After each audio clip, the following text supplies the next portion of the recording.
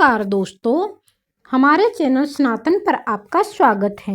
आज हम दुर्गा सप्तमी का अध्याय 9 सुनेंगे। तो वीडियो को पूरा देखें और वीडियो को ध्यान से सुनें। अगर आप माता के सच्चे भक्त हैं तो वीडियो को पूरा सुनें और ध्यान से सुनें और चैनल को लाइक, शेयर और सब्सक्राइब जरूर करें। तो नवा अध्याय निशुंभ वध से संबंधित है। आइए दोस्तों शुरुआत करते हैं। राजा ने कहा, हे ऋषिराज, आपने रक्त बीज के वध से संबंध रखने वाला वृतांत मुझे सुनाया। अब मैं रक्त बीज के मरने के पश्चात क्रोध से भरे हुए शुंभ व निशुंभ ने जो कर्म किया वह सुनना चाहता हूँ।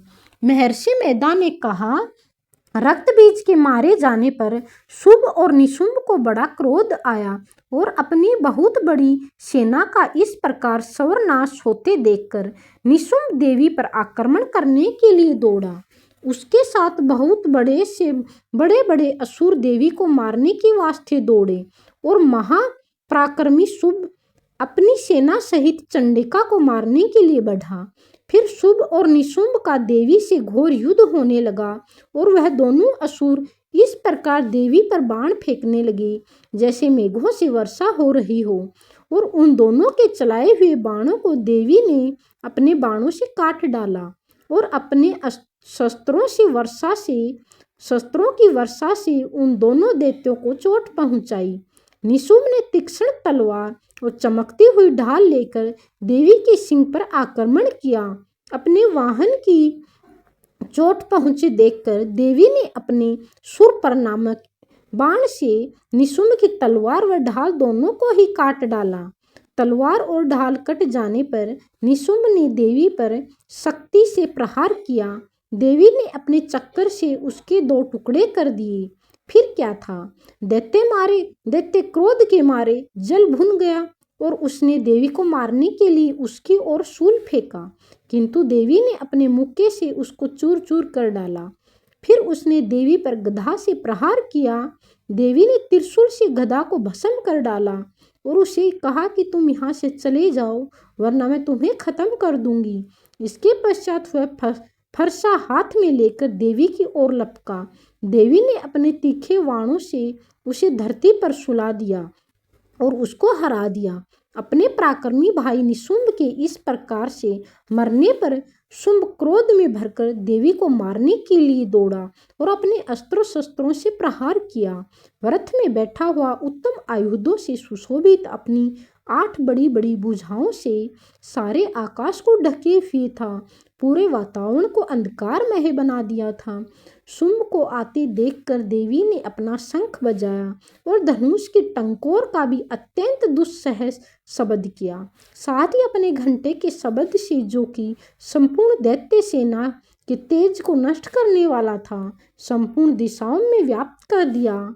इसके पश्चात देवी के सिंह ने भी अपनी दहाड़ से, जिसे सुन बड़े बड़े बलवानों का मद चूर चूर हो जाता था, आकाश, पाताल, पृथ्वी 10 दिशाओं को पूरित कर दिया।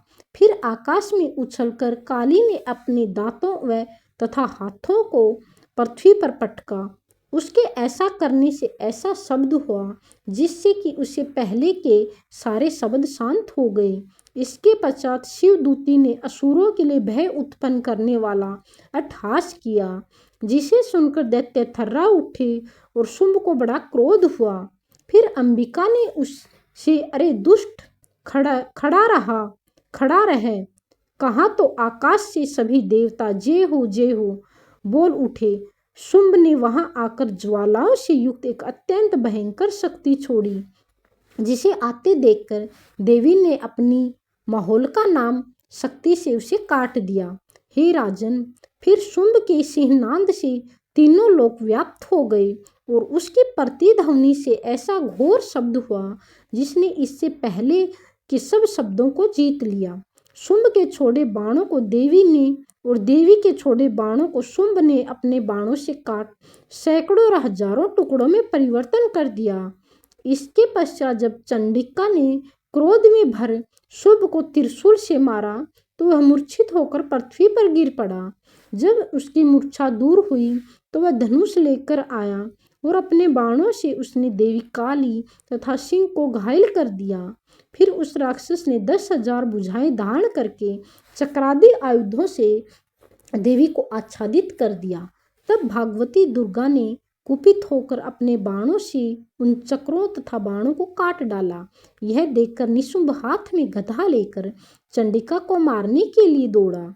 उसके आते ही देवी ने तीक्ष्ण धार वाले खड्ग से उसकी गदा को काट दिया। उसने फिर त्रिशूल हाथ में ले लिया।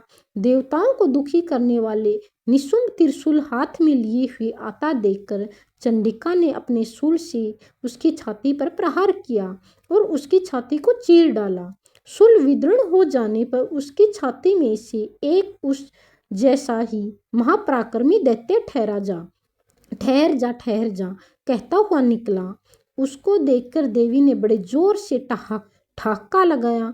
अभी वह निकलने भी न पाया था कि उसका सिर अपनी तलवार से काट डाला। सिर के कटने के साथ ही वह पृथ्वी पर गिर पड़ा। उसके पश्चात सिंह दहाड़ दहाड़ कर असुरों का भक्षण करने लगा और काली शिवदूती भी राक्षसों का रक्त पीने लगी। कौमारी की शक्ति से कितने ही महादैत्य नष्ट हो गए। ब्रह्मा जी के कमंडल के जल से कितने ही असुर समाप्त हो गए।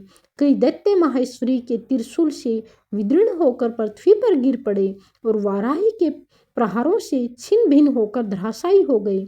वैष्णवी ने भी अपने चक्र से बड़े बड़े महापराक्रमियों का कचमूर निकालकर उन्हें यमलोक भेज दिया और इंद्री से कितने ही महाबली राक्षस टुकड़े टुकड़े हो गए।